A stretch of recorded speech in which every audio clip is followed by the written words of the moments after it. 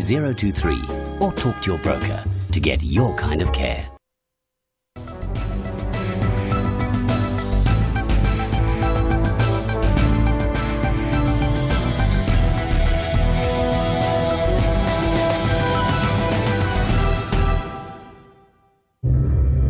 When a stroke strikes, the damage spreads like a fire in the brain. To spot the signs of a stroke, you have to think and act fast. F. Face. Has their face fallen on one side? Can they smile? A. Arms. Can they raise both arms and keep them there? S. Speech. Is their speech slurred? T. Time. The faster you act, the more of the person you save. There are 15 million people worldwide who suffer a stroke each year. And each year, nearly 6 million people worldwide will die from stroke. Now, stroke claims more than twice as many lives as HIV and AIDS. In South Africa, it is roughly estimated that 150,000 people suffer a stroke annually. Now, that translates to at least 17 people in a 24-hour day. Now, according to the South African mortality data, stroke is the leading non-communicable cause of death and the leading cause of disability in our country. Stroke Awareness Week is celebrated from the 27th of October to the 3rd of November. So today we discuss stroke.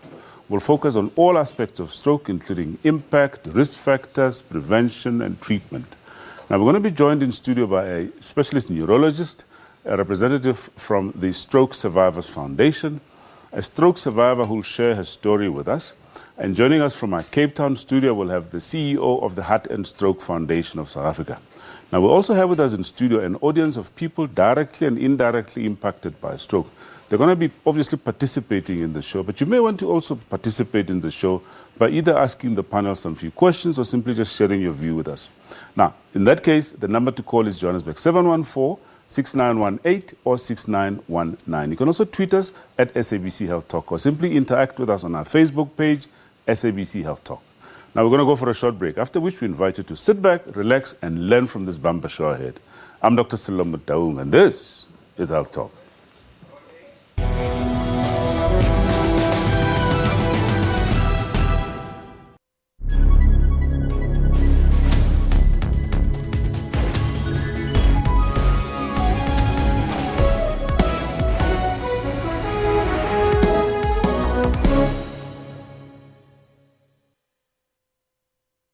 Shield Medical Scheme, we don't just talk health, we do health.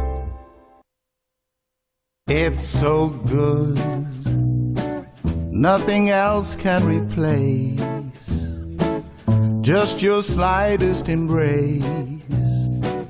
And if you only would be my own for the rest of my days, I will whisper this phrase, my darling, c'est si bon. MedShield Medical Scheme doesn't just cover you when you're ill, we'll help you stay well. Violence against women, it also talks to such behavior where teachers, instead of educating kids and give them dignity, they strip them of their dignity. The First Lady. The First Lady, her action, it's just unacceptable. I must say that it cannot be condoned. If I had it my way, I would say we had to act and make sure that he goes to jail. This scourge is not ceasing. The angry people, the intolerant, it's so huge. So then the scourge finds itself within that particular environment. You cannot say that it's a standalone. It's influenced by social ills, economic challenges. Join me in Port Said live every Monday to Thursday at 17:30.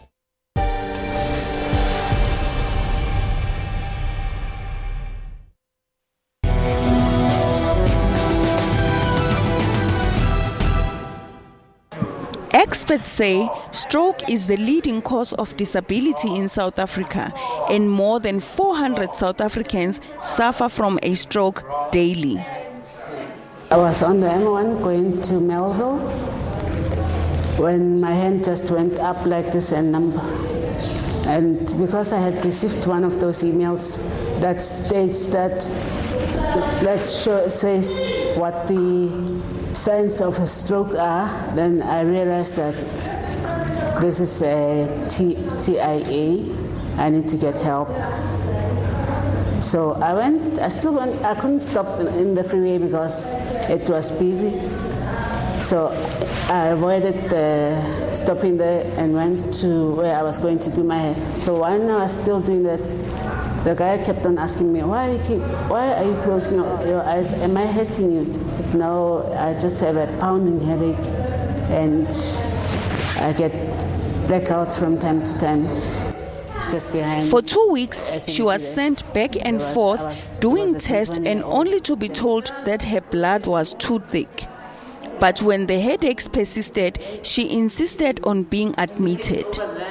I was admitted on a Thursday night, and then on Sunday morning, I slept Thursday, Friday, Saturday.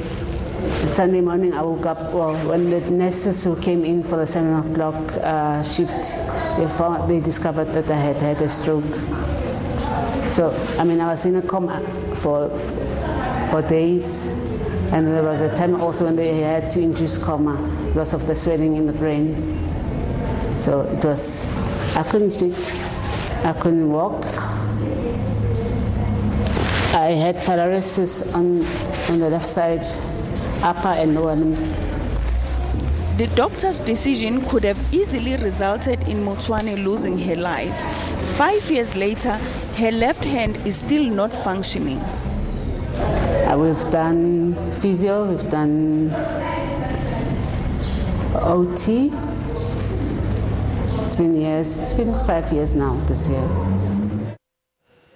Right, so to help us understand a bit more about, what stroke is, it's a pleasure to welcome in studio. First up, on my extreme left, Dr. Zanele Makasi. Dr. Zanele Makasi is a specialist neurologist who's out at Morningside Clinic in Sandton, and no stranger to the show. Welcome to Health Talk, Dr. Thank you for inviting me once again. All right, and next to Dr. Makasi, we have George Scholar. Now, George Scholar is founder of Stroke Survivors Foundation of South Africa, also no stranger to the show. Welcome to Health Talk, George. Good day, how are you? Good. And of course, moving over to Cape Town, we have Professor Pamela Naidu. Prof. Naidu is the CEO of the Heart and Stroke Foundation of South Africa. Welcome to Health Talk, Prof. Naidu. Thank you so much. Thanks for having me. All right. We're going to come back to you just now, but I'd like us to start here in our Johannesburg studio and speak to Dr. Makasi. Dr. Makasi, let's just make it simpler for all of us. Stroke, what is it that we're talking about? What is a stroke? All right. A stroke is a blood vessel disorder. By that I mean that there will be a clot in the blood vessel that supply a certain area in the brain. And when that clot comes in, it blocks the flow of blood in that blood vessel, and that area that is supplied by that blood vessel then dies. We call that an infarct. So it can be an infarcted stroke, or it can be a hemorrhagic stroke, or simple bleeding stroke, where that blood vessel for some reason gets so damaged in that it bleeds. And again, that area that is supplied by that particular blood vessel dies, and then there is a bleed in the brain. So basically, as you say, there's two major types: hemorrhagic, and you said then ischemic. Yes. Okay.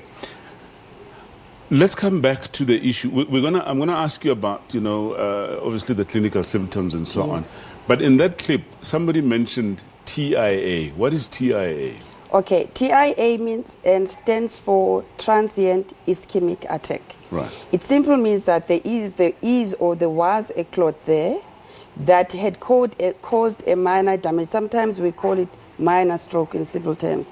It has caused a minor damage. It did block the blood vessel. It did block the blood flow. But for some reason, it has dislodged and now allowed then again for the blood to flow through into that area. Okay. So it could well be that it was just a small blood clot, or maybe a much bigger blood clot that had now moved in such a way that there is now restored blood supply in that particular area. So those patients will then present with a stroke, with the symptoms of the stroke, but then it will get better over a period of maybe up to 24 hours. So as in, it's not bad as compared to a full-blown stroke? Full-blown stroke. So from that clip, I do not think that it was a TIA, because she still continued to have the symptoms, as we still see the residual symptoms still up until now. Okay. Let's cross over to Cape Town and speak to Professor Naidu. Prof, you know, in my intro, I mentioned that, you know, at least 17 people in South Africa will get a stroke every day. How much do we know about the actual statistics of stroke in South Africa?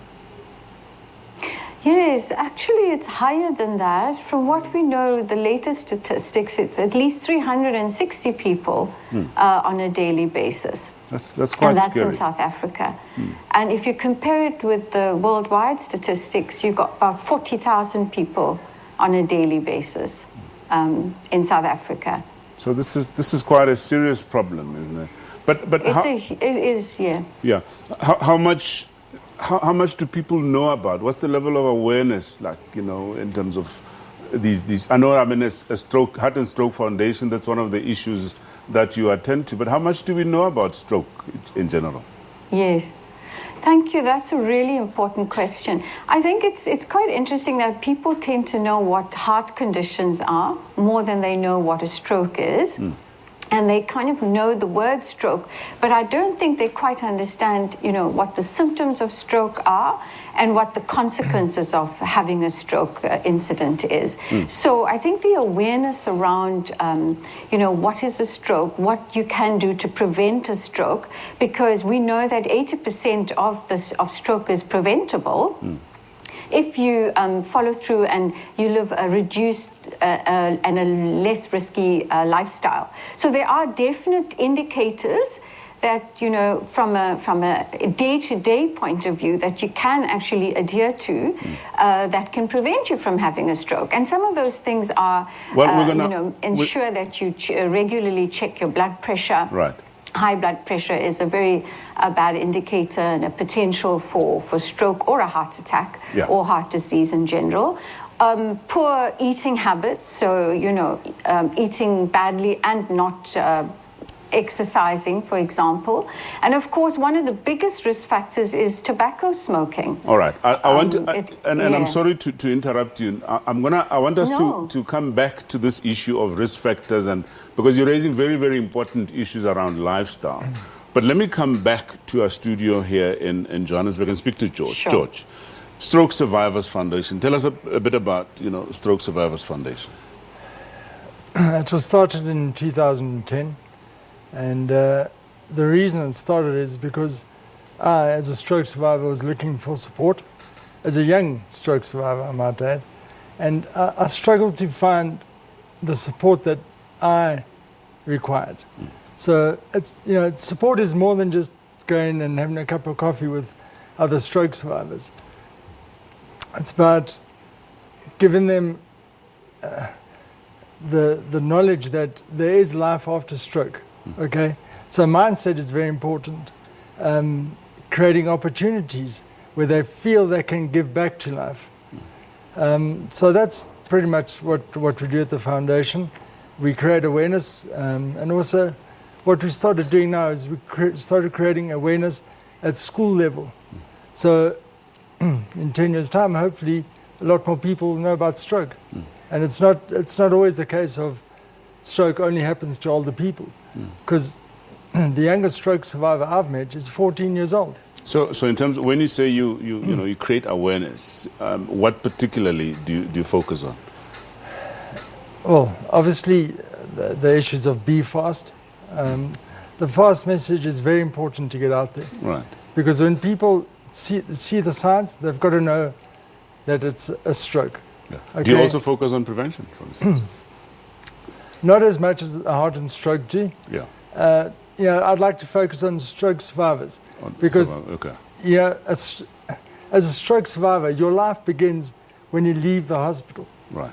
Okay. The doctors can't do anything more to help you. So what happens when you leave that hospital is your family become impacted. And society don't know that and aren't aware that you become the responsibility or the onus falls on the family. So they also need support. All right. I wanted us to come back to talk about clinical features, but we've run out of time in this segment. And when we come back, I'd like us to just take us through the typical clinical symptoms. Okay, folks? Time for a quick commercial break. When we come back, we'll continue our discussion with stroke. Please stay with us.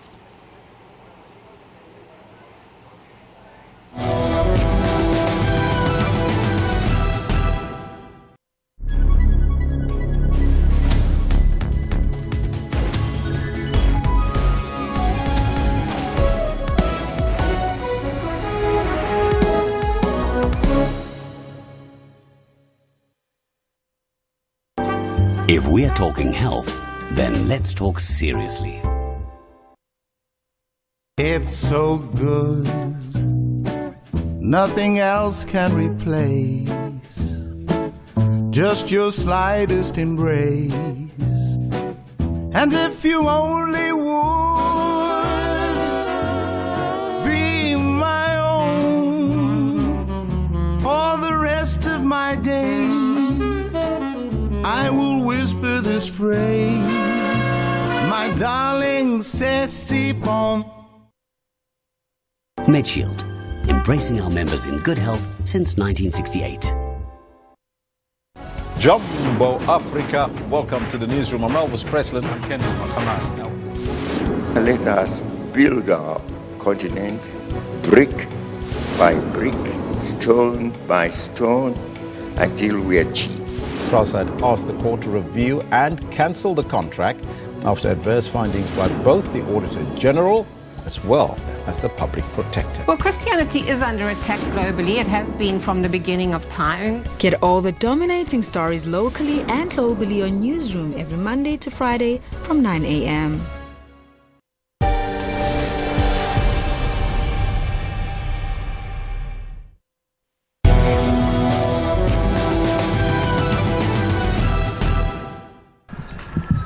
"21-year-old stroke survivor Murungwa Mpopane is one of many young people who have opened society's eyes to the fact that both young and old are at risk of a stroke." I was at home. It was a normal day and I lost my speech completely and I was numb on the right hand side. And I started to feel strange. And I told my sister that I'm feeling strange.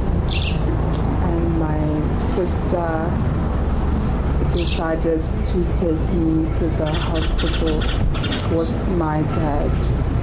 They told me I'd had a stroke. And I was like, a stroke? I'm so young. Yeah. And I had to sleep there for 3 months. Mpobane says close to a year since she suffered from a stroke, her journey to recovery has not been easy. I find it tiring, because I have to take 8 tablets a day. According to Mpopane, stroke has a huge impact on families, and she is grateful for the support from her family, as no person or family is ever prepared for the reality of a stroke and its consequences. I have a group chat with the called Stroke Keys with people my age, and the girl told me she had a stroke when she was 18. Yeah, and she was worse. Yeah, she was on diapers. Yeah, she used to feed with a tube. Can be quite devastating. Now, we're talking about stroke, And with me in studio, we have Dr. Zanele Makasi, who's a specialist neurologist. And we're joined by Mpho Chabalala. Now, Mpho, many of you would know, or might not know, is widow of the South African musical icon Mandoza, who passed on recently. And Mpho recently launched the Mandoza Foundation at Charlotte Maxeke Hospital, and she basically, raises awareness on matters such as cancer and so on. Welcome to Health Talk, Mpho. Thank you for having me, Dr. All right. We're going to come back to you because here we're going to be talking to you as a stroke survivor, correct? Sure. All right. We're going to come back to you just now, but let's take a caller on the line. We have Yako from Mpumalanga. Yako, welcome to Health Talk. Good morning. Yes, sir. How are you guys? We're good. How are you, Yako? I'm good, thank you. I'm also a stroke survivor. I've had 3 strokes. Right. I'm 39 years old now. The first 2 strokes I had 9 years ago. And I went to a hospital, and my family is supporting me, but the hospital just sent me home and told my parents there's nothing they can do for me anymore. Why is that? All right. All right. Well, thank you very much, Yako, for your question. I think it's an important one. The kind of support. Do you want to comment, Dr. Makasi? Well, he has mentioned whilst he was here that the lives of the stroke, of the people who have been affected by the stroke, starts when they are discharged from the hospital. And they will tell us more, and they will share to us their stories and how they get impacted. But obviously, because, you can imagine you were able to use your arm and the leg, and now all of a sudden you are unable to use the arm and the leg, and you are unable to speak. And depending on how severe you've been affected, that can still remain, probably for the rest of your life. You mentioned a few things about the arm and the leg, and before the break I said that perhaps you're going to take us through the so-called typical symptoms of a stroke. Yes, the way that we use, and actually is used internationally, is the FAST. The word fast, which is for the facial drooping, the arm, which could be the arm and the leg actually, and the slurring of the speech, and then the T is for the time, how fast you get to be attended to. Right. In that you can get a better outcome and probably complete recovery. Because I think it's important for people to know. Yes. Before I come to Mpho, let's take, is it Mona from PE? Mona, welcome to our talk. Okay, thanks, Doc. Yes, Mona? Yeah, Doc. I have a stroke in 2007, but most of the time I have pain in my big toe and in my arm. Okay. See? And I don't drink tablets for that because I don't believe in pain tablets. It's all in our head because stroke is stroke. I have everyday pain, but I go on. I exercise, and I have high blood. And now, the 1st of January, the doctor tells me, and I have sugar, diabetic now. Mm-hmm. I will know is it diabetic because there is every day pain in my big toe. Okay. Thank you so much for your questions. I guess, Dr. Makasi, it's about the long-term effects of stroke and the symptoms that she's experienced. Very briefly, do you want to just comment on that? Yes, the symptoms actually are not only limited to the FAS, F-A-S actually. There can be more of the symptoms. And she's mentioning the diabetes, which is one of the risk factors for stroke. Prof. Naidu mentioned earlier on the hypertension, the smoking, high cholesterol, family history, HIV and AIDS were appropriate. So in her case, because now stroke is not painful, and she's complaining now of the pain in the toes, which in that case, I stand to be corrected, it could well be from peripheral neuropathy, which are the symptoms that are caused by the diabetes, not really as the complication of the stroke. But then I'm standing to be corrected because I haven't examined the patient. But the stroke itself is not painful. Hence, when people even can feel the symptoms, they don't quickly go to the doctor as compared to the heart attack where there's a chest pain. It's that the numbness or the lameness of the arm and the leg and the speech. So that is why probably people will say it's going to get better. Well, let's hear it from people that have been affected. Let's start with Mpo, and thank you so much for agreeing to be with us today. Just tell us your story. You say you had a stroke. Yeah, I suffered a stroke in 2010, and it's so unfortunate that it was just after I gave birth to my baby girl.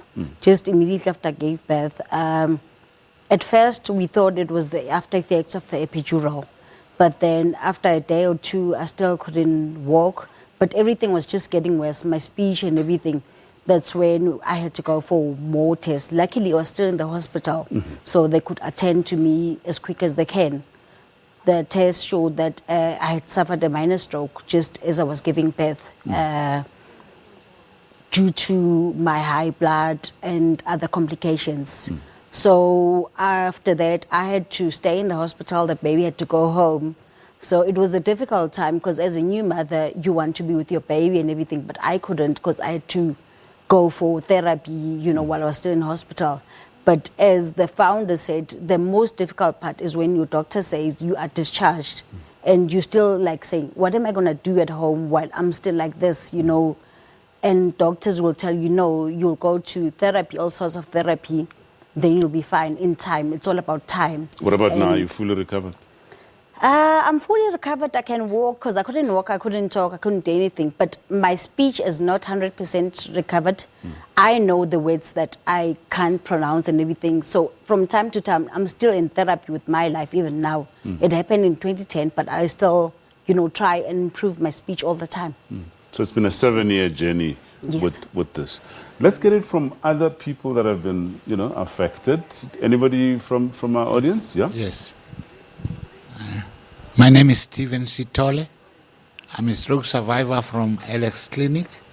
And after being discharged from hospital in 2008, I was referred to a physio department of the Alex Clinic where I had all the treatment.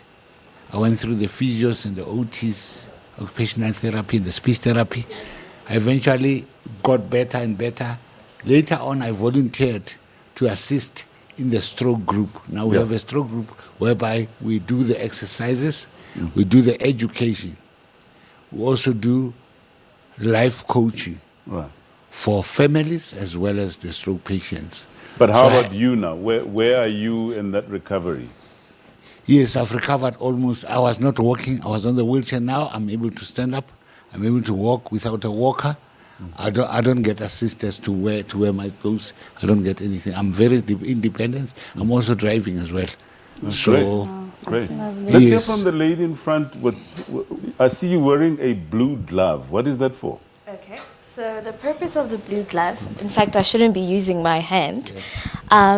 It's to show the difficulty stroke patients have when they lose mobility in their limbs. So I shouldn't really be using this hand. I should try and just use my right hand. Right. Yes. So with me, my name is Ratabile. My mother is a stroke survivor. And I see Dr. Makasi and other people have mentioned that the journey of a stroke patient starts when they leave the hospital. That's not true. For me, it started while my mother was still in hospital. I arrived once and she had fallen. And I felt like these people are not taking enough care of her. You understand? I have to help her cut up her food into pieces. The nurses are overwhelmed. They don't have the time to be giving her that kind of attention. And this is in a private hospital, by the way. So, it doesn't just start at home. It begins from the moment these people experience a stroke. So from the moment the stroke starts. From the moment, yeah. Basically. Thank you so much for that input. Let's cross over to Cape Town because we haven't spoken to Prof. Prof, we spoke a little earlier about, the risk factors. And I think in the earlier clip that we played, it's clear that even young people can get affected. Who's at risk of suffering from a stroke? Yes, some important points raised in this discussion. The truth is that for any medical condition, as you age, the greater the risk. However, it's not uncommon, as we've heard from our survivors, that, people as young as 18 can suffer a stroke. I think that if you have a high-risk lifestyle and you're younger, the chances are greater, so the risk is greater. So it's really important for young people to, it's almost sort of it's opposite to what they would like to do as a young person. But the lower your risk in terms of your everyday day-to-day lifestyle, the better for you. However, one must also remember that there are groups of people who are more at risk. So you will, women who are premenopausal, menopausal, and postmenopausal are also a subgroup that's at greater risk for cardiovascular disease. That includes heart disease and stroke. So I think to sum it up, you're not excluded if you're younger to suffer a stroke, but the reality is, as you age, the chances are greater. So, from the ages of about 35 and up, I would say the incidence becomes greater. What about genetic factors? Are they important? Do they play any role in this? Yes, I do think it's important, but I think it's not stroke per se. Our good doctor would be able to help us on this one. But it's certainly, if you have a history of, say, raised cholesterol and increased blood pressure. Some people live an extremely healthy lifestyle, but they still have a high blood pressure. All right. Which does have a genetic you have a predisposition or a genetic history. Yeah. So it's really important, I think, to know your risk. So, it's like we say, know your numbers. It's important to monitor your key factors. So your risk for high blood pressure, your diabetes screen, make certain that you have some form of physical activity. Because what we found worldwide is that because of people's sedentary lifestyles and poor eating habits, it certainly does, double your risk for a stroke. All so right. I wouldn't really say that it's because you have a family history of stroke. Okay, all right. Thank you so much. Let's come back to you. I know we have Charlene on the line. I'm going to come to you just now, Charlene. But before I let you go, I have to ask you about the Mendoza Foundation. Just tell us in 30 seconds what that is. The foundation is all about, the awareness of cancer, as cancer and stroke are the main killer things in South Africa recently around the world. So we're all about awareness and support. Yeah. That's great. All right. Okay, before we go for a break, let's take Charlene on the line from, I think, Johannesburg. Yes, Charlene? Yes, that's right. Thank you, doctor. My mom had a craniotomy on the 12th of December. It was left temporal parietal lobe, and it had already bled, so it was a central bleed in the brain. And so we're reaching that almost 12-month mark now, and Mom's been having speech, physio, and occupational therapy weekly at Rehab Maxis in Rivonia.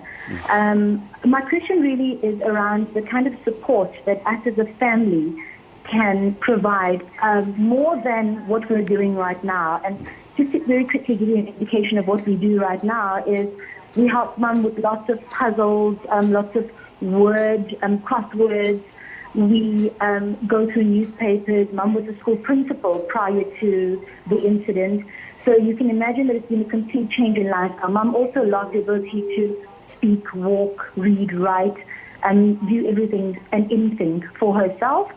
So it's been a life-changing experience for our family. And, we believe that we're doing a lot, but we believe that we can also do a lot more. So my question really is around how can we support her better in the journey to help. Great question. Great. Just stay tuned. We're going to address your question a bit later because, unfortunately, we've run out of time in this segment, and I want to say thank you so much for sharing your time with us.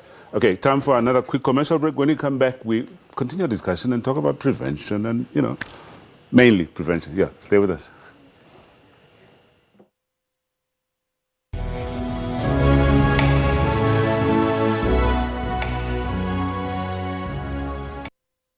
At MedShield Medical Scheme, we don't just talk health, we do health. It's so good, nothing else can replace just your slightest embrace. And if you only would be my own for the rest of my this phrase. My darling Sassy Pom. MedShield Medical Scheme doesn't just cover you when you're ill. We'll help you stay well.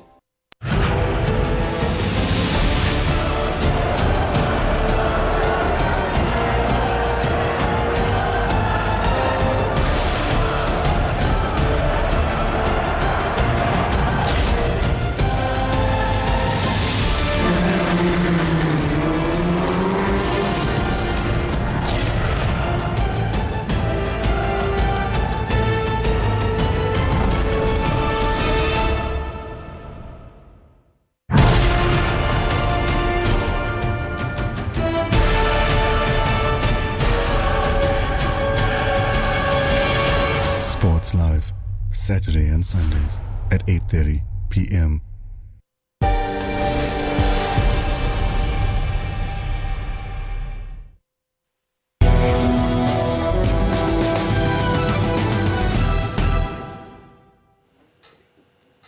Welcome back, and thank you so much for staying with us. If you've just joined us, we're talking stroke. And with me in our Johannesburg studio is Dr. Zanele Makasi, who's a specialist neurologist in practice at Morningside Clinic in Sandton. And in our Cape Town studio, we have Prof. Pamela Naidu, who's CEO of the Heart and Stroke Foundation of South Africa. Now, Charlene, I know that you've asked us that very important question. We haven't forgotten. We've taken note of that question, and we're going to address it in the next segment. I'd like us to, ladies, just focus for now on prevention. You might be wondering, you see me, with the blue glove in my hand. This is just to get a glimpse of, get into the life of someone with a stroke. All right. Now, let's talk about prevention, okay? Let's start with, obviously it's important that we, having understood what the, prevention, at least the causes and risk factors are, we can focus on prevention. Just very briefly, what do we need to do to prevent stroke? All right. By the way, I'm also wearing a blue glove on my dominant hand, so I'm not supposed to use it. This is demonstrate how the people who have suffered with stroke feel. Well, we divide prevention into primary and secondary prevention. Prof. Naidu has mentioned earlier that primary prevention will be to control the existing known or unknown risk factors. And the primary prevention is after you have suffered the stroke. You still need to control those risk factors, such as control your blood pressure, control the hypertension and other risk factors, stop smoking, exercise more and all. And then continue with the physiotherapy and occupational therapy and speech therapy up until you are discharged or they are satisfied that you have made some progress. However, and I just want to mention also that it's difficult to identify who will still have the complications of stroke or not. There's a rule of 1/3 actually. 1/3 of people who suffered from stroke will recover completely. 1/3 will recover but still have residual symptoms, such as Usisi, who still have, after 7 years, speech problems. And 1/3 of them, unfortunately, won't recover at all. So who are we seeing now? They're falling into, from our audience, they're falling into that category of complete recovery or those who recovered with still residual symptoms. So prevention is that of the risk factors. Before you suffer the stroke and after you have suffered the stroke, you still have to have all those, the blood pressures and the sugars well controlled. Because the caller, in fact, called earlier, I think it was Jan, who said he suffered stroke 3 times. Once you have a stroke, you can always have another one. So the prevention still after the stroke, taking the medication. The other caller was complaining about taking about 8 tablets. Well, I would assume that probably those tablets are from the diabetes or the hypertension, whatever the risk factors were, as well as taking the aspirin, which is the blood thinner. Right. That one is very, very also important. Okay, we're going to come back to, let's take, is it Bafana? Bafana on the line from Soweto. Bafana, welcome to Health Talk. Yes, how are you, sir? We're good, how are you? Good, man. Thank you very much for addressing the issue of the stroke. Right. I myself am a survivor of the stroke. Right. I had a stroke, both sides, on my left side and my right side. Right. I couldn't speak. I lost my speech, and my head. I lost the balance of my head. Apparently, it didn't hit me on my brain. It hit me on the tube that deliver the message to the body. Yes. All I can say is that everything begins on the day one. Right. My family was so supportive. At the hospital, they were so supportive in Para, Hospital. And all the nurses and the professors of the neurology, they were so supportive. Right.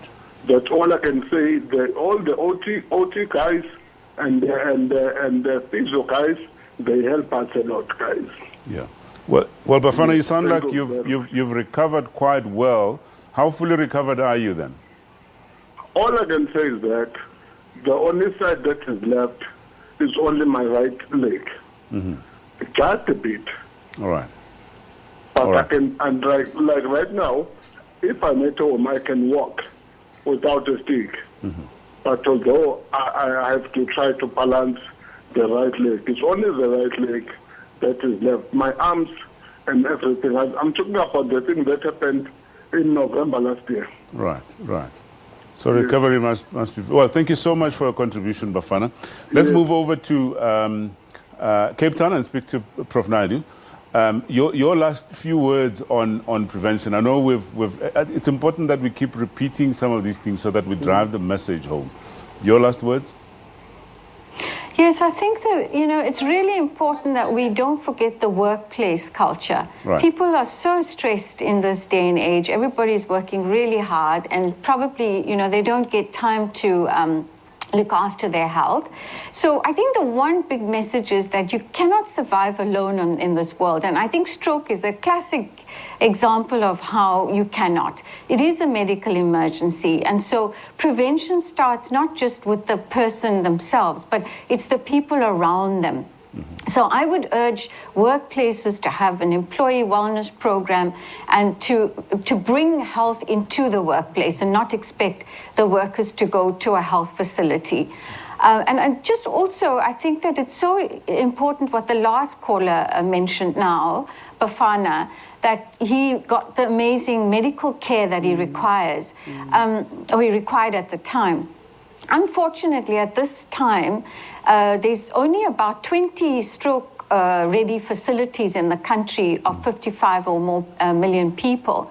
And so the Heart and Stroke Foundation, together with the Angels Initiative, is really looking to have stroke-ready units across the private and public sector. So I think it's important to realize that the prevention is not just with the individual themselves, but it really is about the people around you who care about you and the people you work with. And what about prevention of those risk factors that, the chronic ailments, in other words, lifestyle-related chronic ailments? You mentioned earlier, know your numbers. Yeah, you want to expand on that a little bit more? On that, yeah, absolutely. I think that it's so important with, we partner a lot with government and we use World Health Organization sort of guidelines for how to reduce what we call the burden of disease. So stroke, has the consequences are so enormous. Even economically, it's not just physical, that you're affected, your body is affected or your mental capacity is affected. So I think that really it is so important to, many medical aids, if you're a private patient, offer an opportunity to go and have yourself screened at the local pharmacy. At the public sector level, so government facilities, clinics and hospitals, you should not be refused that facility. So when you go in, if you're feeling tired, or if you feel your body doesn't feel right, you should really feel you have the right to go to a public facility, a government facility, and ask to be checked. So the point is you really have to know your blood pressure. You need to know, am I just overweight or am I just, obese and too fat for my body to cope? And those kinds of risk factors can be measured. And so when you know your numbers, as we say, you can then talk to a multidisciplinary team, which could include the nurse, the doctor, the dietitian, the nutritionist, or a mental health professional who can guide you towards what is your goal that you should be working towards. And then you should try and work towards reducing all your risk factors and ask for help. Your family and the people who care about you will offer their support if you ask for it. Well, Pramila Naidu, CEO of the Heart and Stroke Foundation of South Africa, thank you so much for your time. All right, folks, time for another quick break. When we come back, we look at treatment and support of stroke. Please stay with us.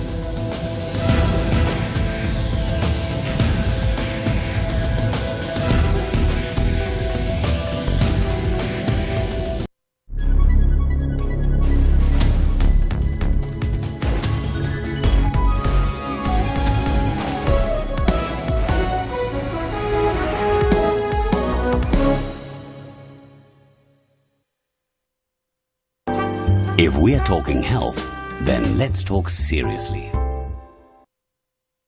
It's so good, nothing else can replace just your slightest embrace.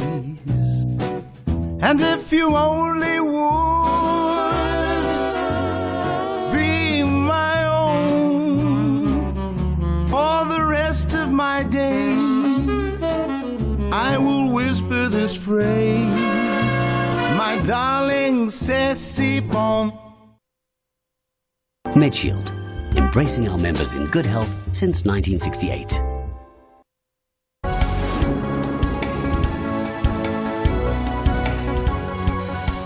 It is 5 p.m. Central African Time, broadcasting live from Johannesburg. This is PM News. Mugabe is wanted in South Africa on a charge of assault with intent to do grievous bodily harm. Mugabe allegedly assaulted local model Gabriela Engels with an extension cord. If the minister has granted the First Lady diplomatic immunity, then it then means that she will not be prosecuted. There will now be 16 countries that form part of SADC. The Comoros was added as a member state during this summit. New Zealand rugby great Sir Colin Meads has passed away at the age of 81 following the battle with the pancreatic cancer.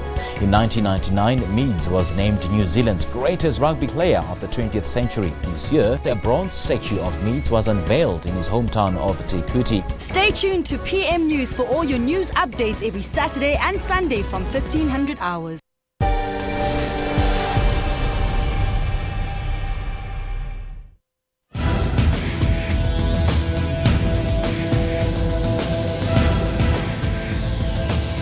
Okay, welcome back. We're talking stroke, and we have our two special guests in our studio, Dr. Zanele Makasi, a neurologist who's in practice out in Morningside Clinic, and George Scholar, founder of Stroke Survivors Foundation of South Africa.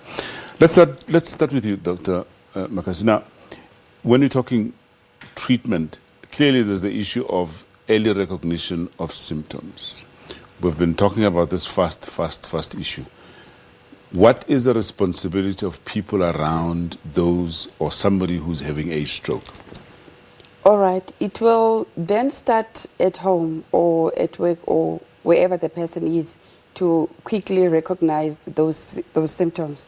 They're fast. And then the T stands for time.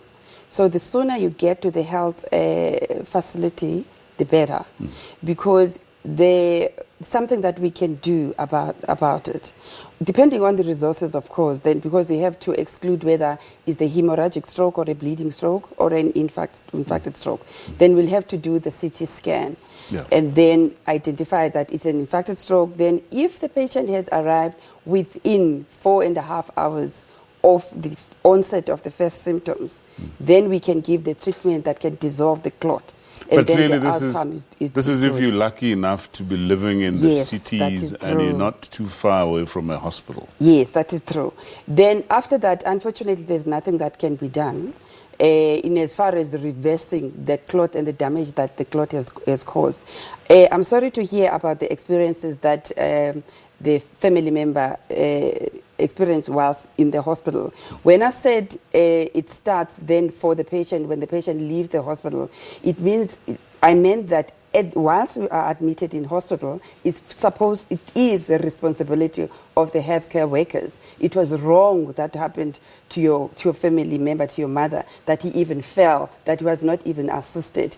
Professor Naidu mentioned earlier the importance of having the strokes units or the stroke ready units. Those people there, they are trained as to how to look after the patients that have suffered from stroke from the time they set their foot from the hospital, preventing complications of the stroke. Because remember, I said earlier, a stroke is a blood disorder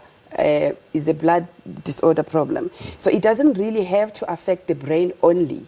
Other blood vessels in the body can also be affected. So you can have a stroke and a heart attack and the kidney problems and quite a lot of the other things. And you can have another stroke whilst in the hospital. So what you experienced was wrong. It was not supposed to be like that. It was the responsibility of all the doctors, the nurses, the physiotherapists to look after your mother. Well, talk about what happens in the initial stages. Yes. There's somebody who'd like to contribute and talk about what happened to her personally when she first went to hospital with symptoms of a stroke. Yeah? I'd like to pose this as a question to you, Dr. Makasi, as a neurologist. Yeah. You had earlier said that what I had experienced couldn't have been a TIA, but when I come to you presenting with symptoms of a blurry vision, blackouts, a constant headache, how would you have treated me? Let me understand why you're asking the question. I'm asking this question because I went and sought help an hour after I had experienced the numbness on my left-hand side. Right. Okay. Okay. Dr. Magasi? As much as we are talking about FAST, FAS, because T is for time, there are other symptoms that the patients may experience, such as blurring of vision, or only just the numbness of the arm and the leg. So when you get to the hospital, they will examine you and then take the history, know that you've got risk factors. And again, the only way of confirming will be to do the scan where available. So the way I would have treated you is exactly as what I'm saying now. To examine properly, get the history properly, your risk factors, do the scan, discover that you have or you haven't had a stroke, because there are conditions that may mimic the stroke. Not everybody who comes with the weakness of the arm and slurring of the speech has a stroke. It has to be confirmed and then treated accordingly. All right. So clearly, George, the issue of support in somebody who's had a stroke is very important, and this is something that you're very passionate about. Charlene earlier asked us to say, what is it that people can do to support those that have had a stroke? And in fact, in her own words, what more can they do over and above what she's doing currently? There are a lot of support groups in the country. Right. And yet they're all struggling with the same issue of funding. So with funding, there's a lot more you can offer in terms of support. Life coaching, okay, entrepreneurial skills. Because now you've got a person that is disabled, has become disabled, and they lose kind of hope on life. So you've got to get to a level where they have a positive mindset and they still want to give back to life, or still want to achieve, or still want to support the family. Because often it's the main breadwinner in the family that has a stroke. So then what happens to that family? They get affected.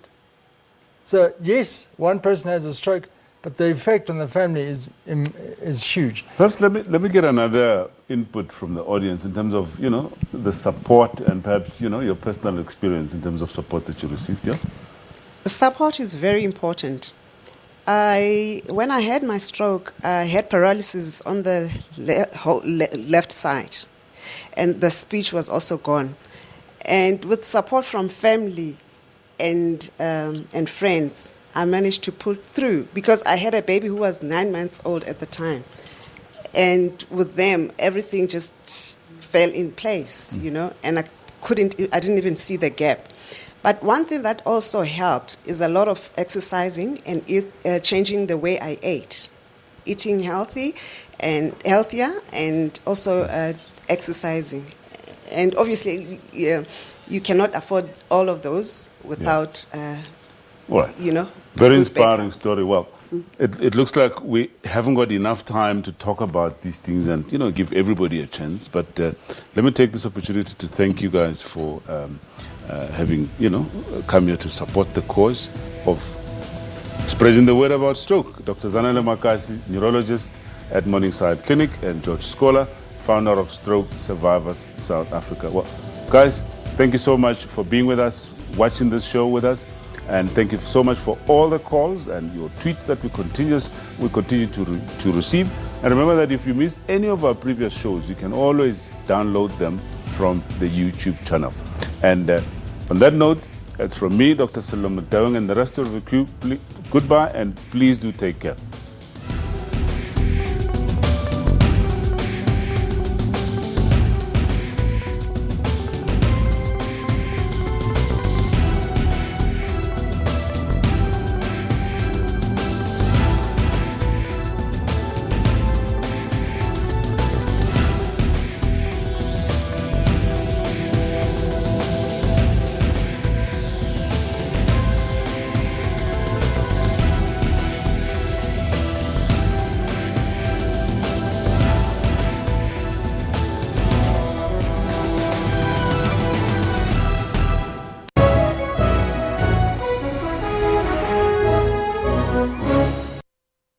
MedShield, embracing our members in good health since 1968.